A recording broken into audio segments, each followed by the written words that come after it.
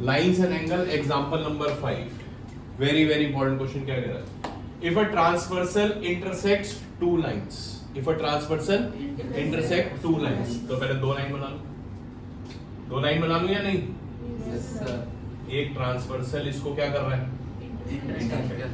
दो लाइन ले लेते हैं, ये ए बी ले लेता हूँ और ये क्या ले लेता हूँ? सी डी ले लो। ये हो गया ई, ये हो गया एफ, ये हो गया जी, ठीक है जी, और ये ले लेते हैं H। अब ये कह रहे हैं ट्रांसवर्सल, ये चीज है ट्रांसवर्सल, दो लाइनों को ये इंटरसेक्ट कर रहा है सच दैट बाइसेक्टर्स, क्या बाइसेक्टर्स किसके? Bisectors of a pair of corresponding angles. Corresponding angles कहां पर बनेंगे पहले ये बताओ? ये और ये होंगे, है ना? कह रहे हैं इसके बाइसेक्टर जो है वो पैरेलल है, इसके बाइसेक्टर, इसका बाइसेक्टर जो है ये आपस में दोनों पैरेलल है। क्या नाम दे दूं इसको? आई दे देता हूं, इसको जे दे देता हूं। तो इसका मतलब क्या हुआ? हमें क्या गिवन है? एफ आई पैरेलल टू जी जे, है कि नहीं? याद है? क्लियर है? ढंग से पढ़। कह रहा है इफ अ ट्रांसवर्सल, एक ट्रांसवर्सल इंटरसेक्ट कर रहा है दो लाइंस को, तो जो कॉरस्पॉन्डिंग एंगल्स हैं उसके बाइसेक्टर पैरेलल है, उसके बाइसेक्टर पैरेलल है। और हमें प्रूफ क्या करना है? Lines are parallel. तो मेरे को क्या प्रूफ करना है? A B parallel to C D. Question की समझ में आई?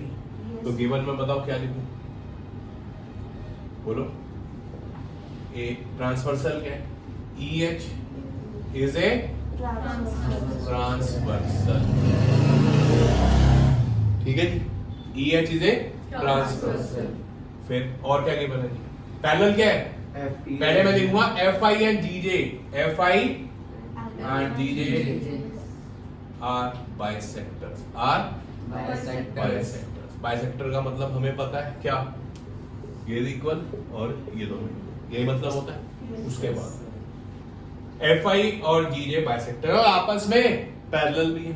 क्या लिखूंगा? एफ आई पैरेलल जी जे लिख सकता हूँ। टू प्रूफ क्या करना है? टू प्रूफ बोलो क्या करना है?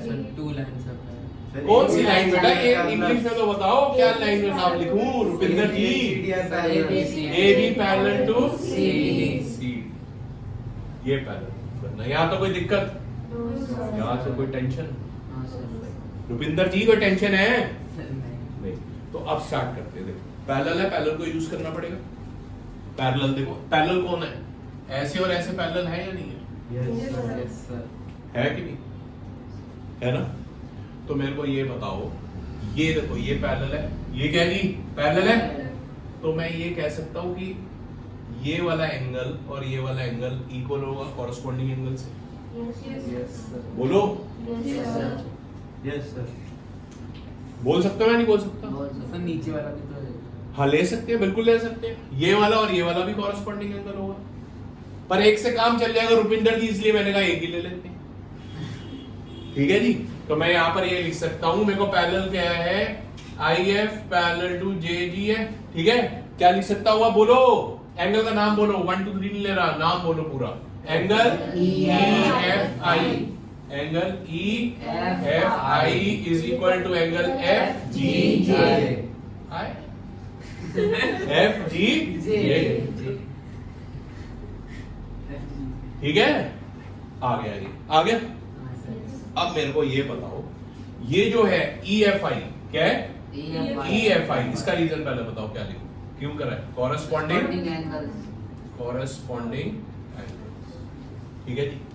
अब सेकंड चीज ये करनी है, आप मैं ये लिख सकता हूं कि ये जो ई एफ आई है, ये क्या है?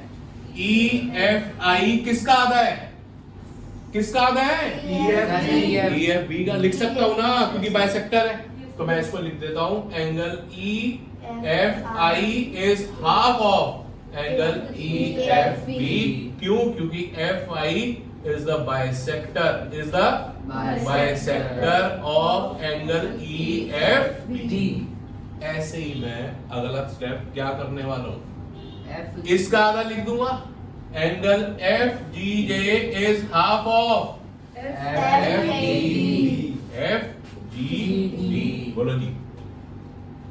सेम रीजन क्या लिखूंगा, G J is the bisector angle F G. अब 1 2 3 में से आप बताओ क्या करें, क्या लग रहा है?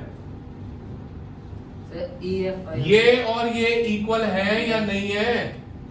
ये तो रे EFI और FG ये दोनों इक्वल है ना, तो इसका मतलब LHS इक्वल है तो RHS लिख सकता हूं। यस तो फ्रॉम तीनों की मदद से लिख रहा हूं, तो फ्रॉम क्या लिखूंगा, 1 2 एंड 3।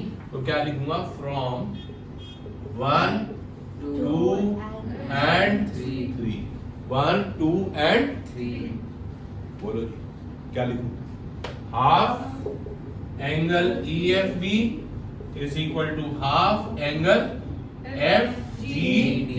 हाफ से हाफ कट गया, एंगल क्या आ गया, एंगल क्या आ गया जी, EFB is equal to angle FGD आ गया।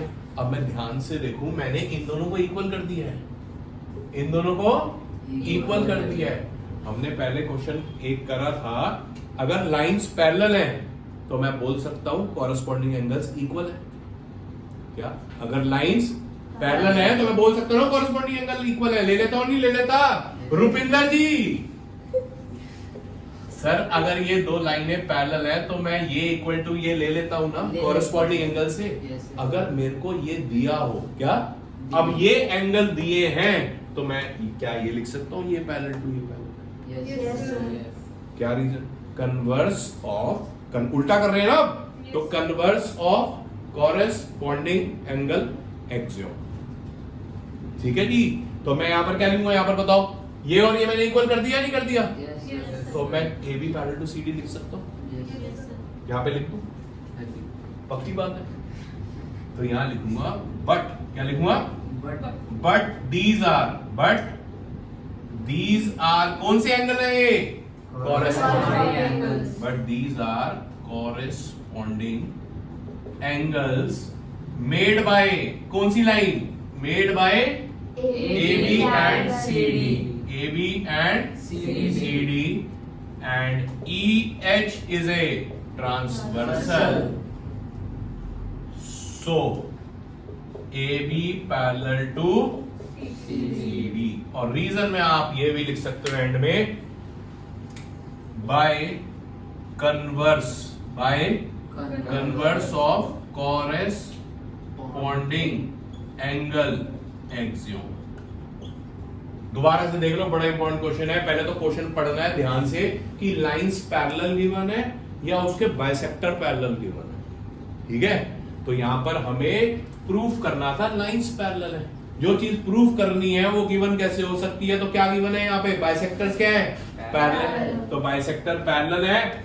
ठीक है, तो इसका मतलब ये इक्वल टू ये इक्वल टू ये और ये पैरेलल है, तो मैंने क्या यूज करा सबसे पहले, कॉरेस्पॉन्डिंग एंगल, ये इक्वल टू ये लिख दिया पहले। फिर मैंने क्या करा, ये किसका आधा है, ये किसका हाफ है, तो लिख सकता हूं क्योंकि बाइसेक्टर है। फिर दूसरे में ये किसका हाफ है, ये लिख दिया। फिर मैंने ध्यान से देखा, फ्रॉम 1 2 3 देखो ये दोनों तो इक्वल है, क्योंकि इक्वल है ना, तो फ्रॉम 1 2 3 LHS यहां पर इक्वल है, तो RHS इक्वल आ गई। एंगल कौन सा इक्वल आ गया, ये पूरा एंगल इस पूरे के इक्वल आ गया, but these are corresponding angles made by the lines AB and CD, तो AB parallel to CD। Done है जी, कोई टेंशन?